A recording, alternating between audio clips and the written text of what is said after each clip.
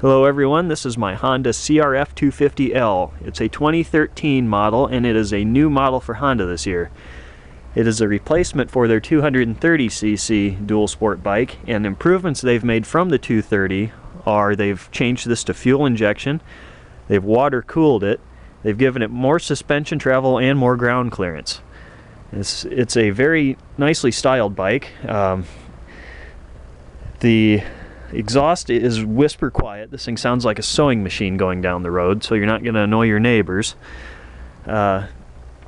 It's okay in town. The brakes could use a little bit of work, but I think that's just because the pads are not worn into the rotors yet.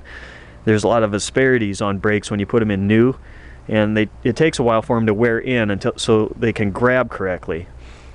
It has enough power to drag me around. I'm 6'3", 33-inch inseam, 190 pounds, and I can get on and off the bike very easily. A lot of people say this bike weighs a lot at just over 300 pounds. I think it's very light, personally, but this is my first dual sport bike. I do have a couple modifications on it, but I'm just going this review from the standpoint of the bike as it came from the factory. It has pretty easy to read instrumentation. It's just a digital speedometer, 2 trip meters, an odometer, and a clock, and a fuel gauge on the right side.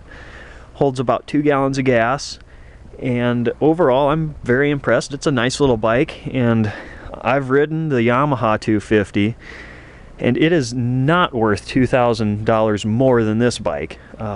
Kawasaki, I liked it just as much as this bike. And the reason I picked the Honda over the Kawasaki was the fact that this was fuel injected. I just didn't want to mess around with another carbureted bike.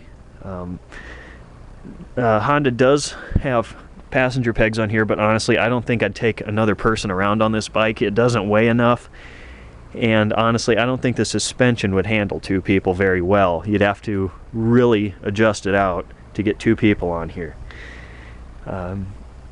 So far for off-road, as you can see, everything's covered in snow. I don't really have enough information to tell you about its off-road capabilities, but I will make another video for that soon, so stay tuned.